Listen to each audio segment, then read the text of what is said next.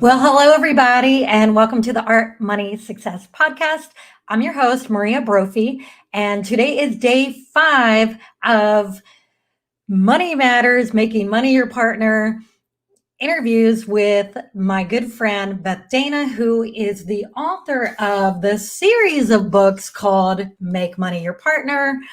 And she is a holistic financial coach, which is really holistic. Anything is the only way I'll do anything. I was very curious when I first met Beth, and she told me that she was a holistic financial coach. And I'm like, what is that? I know what a holistic doctor is, but anyway, you'll hear more about it. And I'm going to bring Beth on in just a second. Our topic today is about tools that you can use to help you better manage your money. So Beth is joining us live from the jungles of Costa Rica. Welcome, Beth. How are you today? How's the jungle today? You got any monkeys outside your window? Oh yeah, they wake me up every morning. It's the best alarm clock ever. That's what I love about Costa Rica. It's the monkeys. It's so cool. Yeah, it really is. I mean, I remember, my last trip to Costa Rica, we went to some national park, and the monkeys, you had to watch your backpack. They would steal food out of it. They're clever. Yeah. Some of them are mean, and some of them are sneaky, and they're just like humans. It's really funny. We're not too far off, are we? No, I know. But my favorite kind of monkey is like the playful ones, the little kid ones where they just make you laugh because they're so cute. So it's really cool that you're in Costa Rica, and you've been there how long? 8 months? Mm-hmm. Yes, January 1st, I arrived and landed. And do you have an idea how long you're going to be there? Are you just going to stay a while? What's your plan, or do you have a plan? Well, it's. I guess I don't have a plan, but somebody has a plan for me. I'm just leaning all into it. So last year, I kind of got a little wake-up call to come to Costa Rica, let go of all my belongings, and here I am. And so it's been a beautiful journey. Since being here, so much stuff has opened up. I kind of wondered why I was here and what I was doing here and what the journey was about, but I really leaned into it and trusted and had faith. And the great thing is that this work is now being brought to Costa Rica. I have a gentleman in San Jose, Costa Rica, who is translating the books in Spanish now, and we're going to have the books printed here as well. And we're also teaching. Yes, we're actually teaching the class now. I mentored and trained we call ticos or ticas. That's the natives here in Costa Rica. And I mentored and trained her to actually facilitate our workshop. So we're bringing the work to the locals here, really empowering them and inspiring them. And it's beautiful. I'm actually able to run this through my nonprofit. So these are just things that have been able to open up through my relationship with money. Oh, that's so awesome. It's so great that you're doing this work, teaching people how to deal with money in Costa Rica, because I'm sure, you're probably doing some groundbreaking work there. And just so my listeners know, we are doing this podcast live. And then, of course, the recording will be available on multiple channels. And we will take live questions for those of you who are here live. Feel free to leave questions in the comments. And our topic today is about easy tools to manage your money. And I wanted to talk about this because I could use a little guidance on this. And I know we're going to talk about this in our workshop that we are teaching online called Make Money Your Partner Workshop. But let's just dive right into the easy tools to manage your money. Mm-hmm. Beth, what do you recommend for somebody who is new to tracking their money and all that stuff? Yeah, there are the great thing is there's so many different tools out there to really support us in seeing visuals on our money and tracking our money and producing spreadsheets and reports and these sorts of things. But if somebody's just starting out, Excel is a great tool to use to start tracking your money, and creating a budget for yourself. Create a tab for each month and put your expenses in there. And what I would recommend is, making a column for what expense it is, putting a date column on what date it's going to be either drafted from your account, which I kind of recommend doing, is having it on auto repay, so you don't get late charges and these sorts of things, right? And then also putting like your budget amount, and then putting a column for actual, because a lot of times we might budget a certain amount, but then there's an actual amount that actually is paid. So that way you can actually track the actual amount versus the budget amount and see where the reconciliation is. So Excel is a great way to just start. A great tool that I use that I really like is Mint. Mint is an app that you can download on your phone, and that actually pops up notifications and alerts for you on when things are due, because you can actually put in when your bills are due. It tracks your income. It connects to your bank. It connects to any of your investment accounts, so if you've got those, and it also is connected to TransUnion, so you can keep an eye on your credit score, which is very lovely, because you want to keep an eye on that and make sure that that's on track. So let's back up for a second.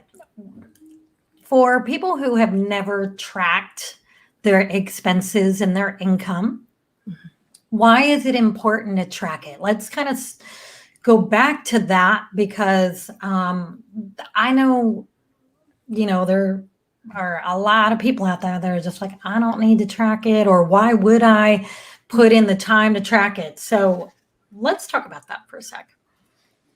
What happens if you don't track it? And I think this kind of dovetails into something we talked about yesterday. Yeah, I guess the question is, why wouldn't you want to track your money? Why wouldn't you want to see where your hard-earned money is going?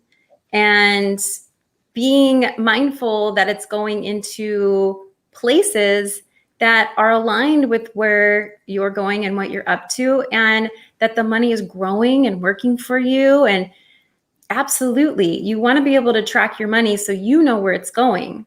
Because at the end of the day, if you don't know where it's going, then you're not going to know where you're going. Without a plan, we're not going to get very far. So I just had a thought, and I'm going to share something I probably shouldn't, but I'm going to anyway. My husband, Drew, and I have this thing for wine. We love our wine, and we can't drink the cheap stuff. Like, the older I get, the more expensive my wine is, because my palate for it just gets a little pickier every year. Yeah. And at some point, I wasn't tracking what we were spending on wine, because, like we hit the liquor store, we walk home from work, right? Mm-hmm. And there's a little market called Fred's Market, just 4 houses down from our house, which I wish Fred's Market wasn't there, because it would make it a lot more difficult. But it's so easy. We're walking home from work, we stop at Fred's Market, we grab a nice bottle of wine, and we take it home. And when I started looking at how much money we were spending on wine every month, I couldn't believe it. It was like more than my car payment. Did you wish you had a winery at that point? Oh my gosh. I was just like, this is crazy so it's really good to look at those things. On the other hand, like, I'm pretty frugal with other things, like I don't blow money on things other than wine and fine dining. But, it just, the knowledge really helps you make better choices. I'm going to take a moment and I want to bring up one comment with one of our live listeners. Art in Action said, I drink way too much wine too. Yeah, there's a delicate balance. Another live listener wrote, that's Mint, right? Wanting to confirm the app and the tool that you like to use is Mint. That's MINT. Is that a free app? Yes, it actually is. Cool. It has like a little leaf. It's like a teal leaf. Okay. App. Like a mint leaf. Like a mint leaf. Mint leaf. That's why they call it Mint. Okay. Here's a question. Oh, another thing Art in Action said, I just bought your book the other day. Right. And I don't know if she's talking to me or you, but hey, thanks for buying the book, whatever Thanks. book you Yeah. bought. Thanks for supporting. We're happy. And here's another question. What do you use for invoicing, tracking contacts, and expenses? Like that, is there a phone app? And if I could, I'll answer this. If, for a small business, gosh, the best program a program that works incredibly well for me is QuickBooks Online. I love, love, love it. I can use it from anywhere, any computer, any device, completely keeps track of all your business inflow, outflow. I'm sure there is a phone app. I don't use it because I try not to be connected to my phone 24 hours a day. So I only use apps that I absolutely need. But yeah, I highly recommend QuickBooks Online. And the other great thing about it is you can invoice a client, email them the invoice, they pay it through QuickBooks. It just goes directly into your bank account. You don't touch it. And I mean, it's just a time saver. Mm-hmm. Yeah, QuickBooks is great. And it produces so many great reports come tax time too. So that's always really nice and makes it easy. Easy. And so I want to go back to your wine comment because it's not about like getting rid of our things that we enjoy and, and depriving ourselves. And like some people say, eat rice and beans. No, like really enjoy life. We're here to be enjoying life, but be mindful, be conscious of what it is. Like if you're noticing, hey, the thoughts crossing your mind, I'm probably spending too much money on wine, and maybe you are, and just take a personal reflection and just be like, okay, maybe I just need to tone it down, and I can take that extra $50 or $100 that I'm spending on wine, and I can invest it into some type of stock that's going to get me some good rate of return, Well, what it did for me was I wasn't going to give up the wine. So what I gave up was spending too much on it, because when you stop at a liquor store, you're going to pay a lot more. So now, I know that we drink wine on Friday night, Saturday night, Sunday night. So I'll go to Costco and buy the same bottle for like $5 or $8 cheaper, the exact same wine. So, it's just little things like that. Yeah. Found a better deal. Yeah. Just kind of planning ahead. Same thing with your gas. If you have a Costco membership, your gas is going to be cheaper. If you're just kind of being mindful of those things. The other thing is subscriptions that you don't need. I do this all the time where I'll sign up for these subscriptions of things. And next thing you know, a year's gone by, I've been paying $47 a month for this thing I never use, and just if I pay close attention to where my money's going, I'll cancel that membership 3 months in instead of 12 months of, just save money that way for things that I don't want to spend money on. Yeah, really looking at the memberships and subscriptions. That's a thing that I think gets lost in a lot of the, because they're so small amount and people just keep them going. But are you really using them because they add up over time? And also something to think about is what works better for you, paying things on a monthly base or paying things on an annual base? Yes, you're paying the big chunk all at one time, but also think about sometimes there's a savings there if you're buying it annually. And also the fact that you're buying it and it's done for the year.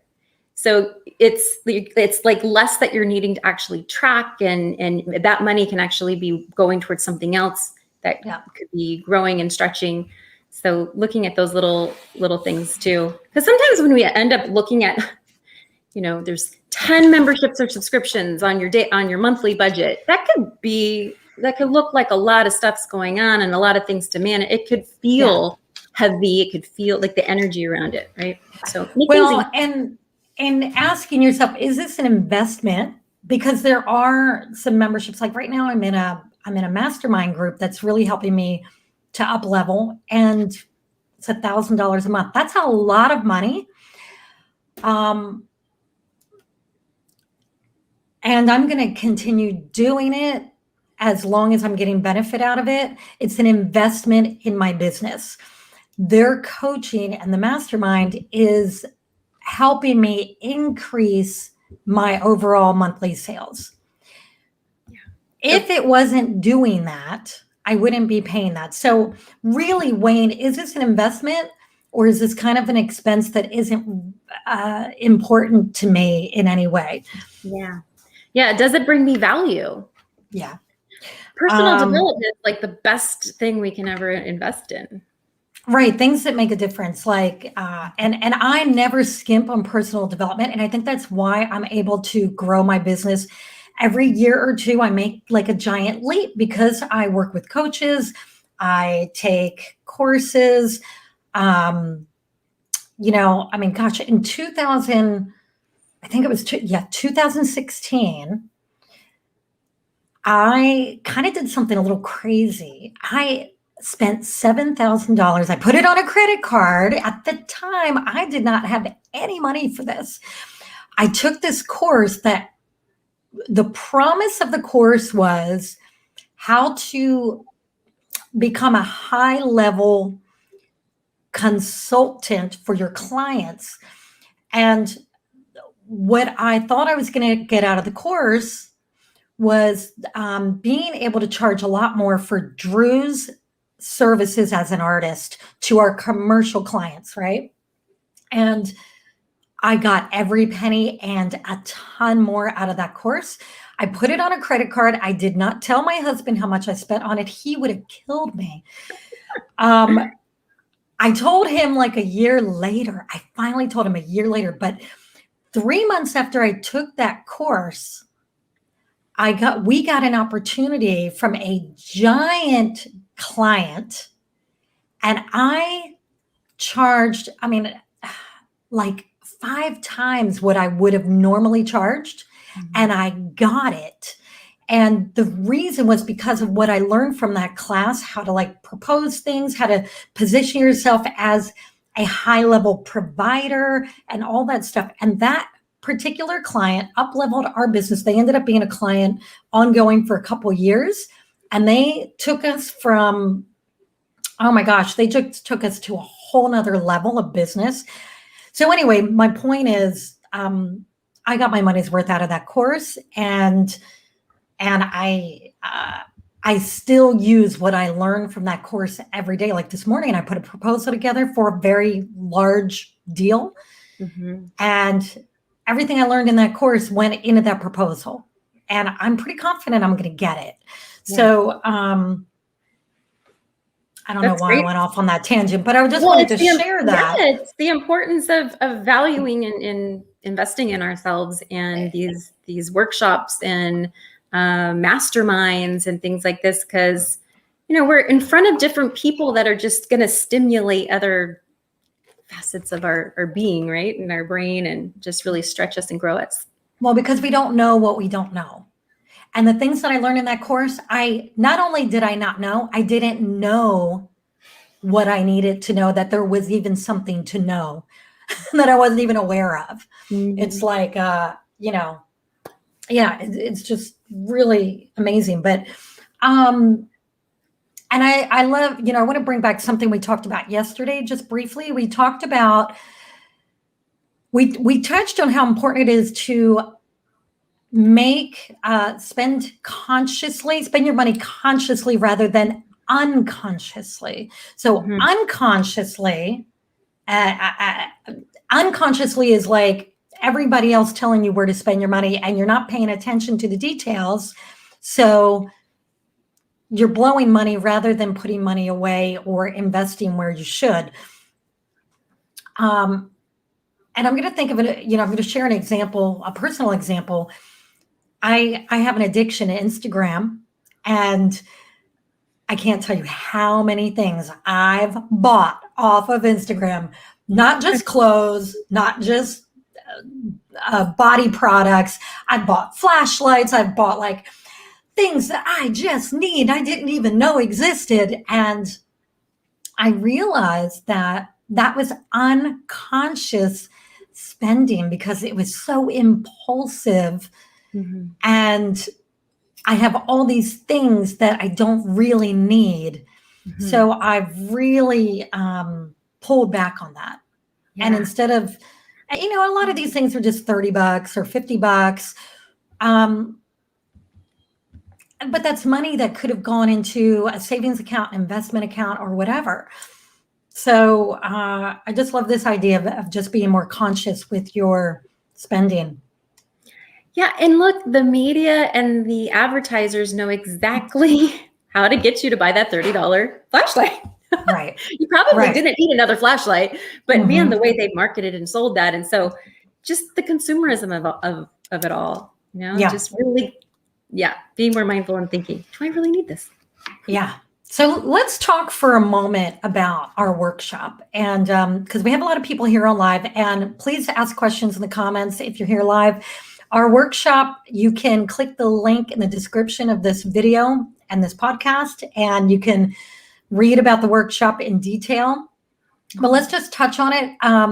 I'll just start with saying it's designed to help you transform your relationship with money from the inside out. And Beth, do you want to just add like 3 key points to that?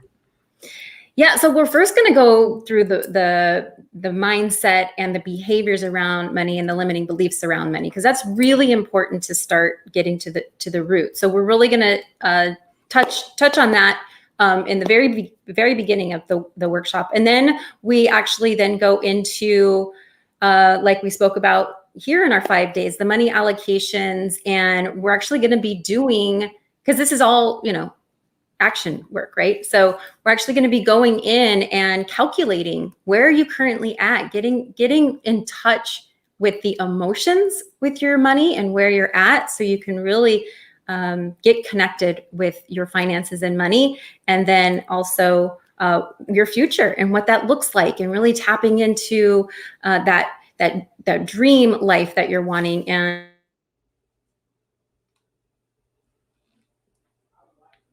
Costa Rica Wi-Fi. And so you can really strikes again. Your voice cut out. Okay. The jungle, that jungle. I know. I think the monkeys are messing with the Wi-Fi.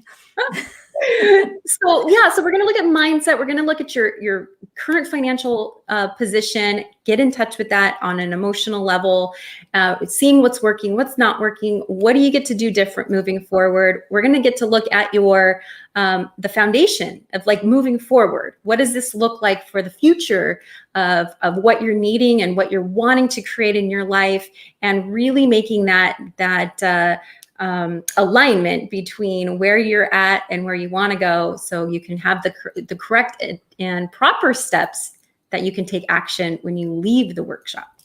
Okay, and then there are formulas, and we briefly touched on this on our podcast from a couple days ago. So there is a formula of how much money, like a percentage of money that should be allocated to your rent, to your savings, and so forth. So we're going to talk about that. I want to touch on this idea that if you change the way you think about money, change the way you see it, that you can change how much you have. And I really, I want to talk about this because I remember when I first heard this concept years ago, growing up poor, having a very poor money mindset. Money was always a struggle. I never had enough. Even when I did, I never felt like I had enough, because that was part of my mindset. And what you feel is what's real. I was skeptical. That if you make a shift in your perspective, that it's going to make a shift in your bank account. I was so skeptical of that. But I was curious enough. And I'm always like this with everything I'm skeptical about. I'm still curious. So I still go, I want to prove this wrong. Right. But I was curious enough to start digging into this idea. And I did start transforming my money mindset. First, it started with a book I read many, many years ago. Then I coached with my friend Tish Ambrose. I did like a year-long coaching program with her. And it was really like an overall life coaching, but a lot of the mindset, we focused on the money thing because the money thing was a big thing for me. And that was when I really started seeing things change for myself and my husband. And what I started doing to help myself change the way I looked at money and the way I felt about it, like money was always like a foe, not a friend. So I turned that around. And even though at the time I was kind of broke, I would always say, it's a good thing I'm rich. And I just started having fun with it. Like I needed new tires on our van. And I was like, oh my God, my first reaction was, this is going to be a lot of money. And then I thought, oh yeah, I'm going to have fun with it. It's a good thing I'm rich. And it's really amazing when you just start changing the way you think about things, the way you say things to yourself. It's kind of a snowball effect, and everything else starts to transform. Everything. Yeah. Because the languaging is so important, how we're speaking about things. Is it coming from lack and fear, or is it coming from abundance and joy? Even in the energy. Because here's the thing, I know there's a lot of folks like, you can do your affirmations and say your affirmations, but you're not feeling energetically like in alignment with that. So it's not just about saying all these beautiful affirmations. It's really being in the match of the feeling also on, embodying what abundance feels like. And so, this work that we're doing is, yes, it's shifting the mindset along with your languaging and how you're speaking. And also, how are you feeling when you need to get new tires, Right. And then maybe being appreciative. So here's a question. One of our live listeners, Holly Shively, asked, that's the thing with me. I wonder if a lot of creative people struggle with rationalizing purchases. Is it a real purchase that benefits you, or are you rationalizing something frivolous? So this is great because I have this question in my mind a lot as well. Like, I wonder, okay, I want to buy this thing, whatever it is. Do I really need it? Is it going to benefit my life? Is buying it going to make my life better? Or am I just rationalizing it? Yeah. I want to share something with you that a purchase that I made that seemed frivolous, but it was a giant shift in my money mindset. It gave me another shift. And this wasn't that long ago. It was like a year ago. My sister came to visit, and she's all about the expensive clothes and handbags. She's a luxury brand snob. And it's so funny because, we grew up in the same poor household, but she always was into fashion and I wasn't, and I'm still not. So she came to visit and she looked at my purse, and I always bought my purses at Target. I'd buy a $30 handbag at Target, right? She goes, oh my God, where did you get that purse? I said, what?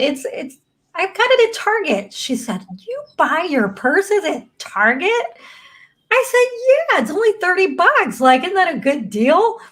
She goes, oh my God, she smacks her forehead with her hand. And she goes, we got to do something about this. So she takes me to this local consignment store where they sell gently used luxury items. And she picks out this handbag for me that originally was like $600, and in the consignment store it was $130. And she said, you need to get that. And I said, what? I've never spent $130 on a handbag in my life. And she said, look, Maria, just do it. And I said, okay. So I paid the $130. And within 2 hours, I was a transformed woman. I was like, whoa, so this is what you get when you spend this much? Wow, this is like really nice. It looks good. I feel great. and it's like quality, because those Target purses, they look good on day one, but by day 20, it's like raggy, right? But the reason that transformed my money mindset even more is because it made me appreciate the value and that goes into a luxury item. Now, I'm not going to go around and spend $1,000 on a Coach purse because that's just not me. I'm not into fashion, but now I understand why people do it.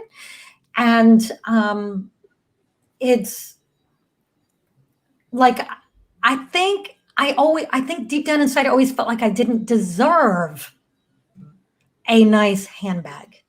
I think that's what it went. I think when you dig through all the layers, that's what it was. And so now I am treating myself a little more with things and telling myself I do deserve nice things. I work for my money. I put a lot into what I do, and I should have something nice. Yeah. I think it's great. Again, it goes back to bringing value. Does it bring you value? And it's having an honest conversation with yourself and where it's coming from. Is the purchase because I feel good in a good way, or is it filling a void, or am I getting it because, keeping up with the Joneses? Like I'll have this appearance about myself. Just being mindful of what it is. Yeah. Where is it coming from? Yeah. So Johnny Spa, who signed up for our workshop, by the way, thank you. John, I call him Johnny Spa. His real name is Alex. We're really glad you're going to be in the workshop. So Johnny wrote, conceptually, I get the ideas, but feeling it and owning it is challenging for me. Also doing that dance with my wife as she handles most of the family bills. The dance with your spouse.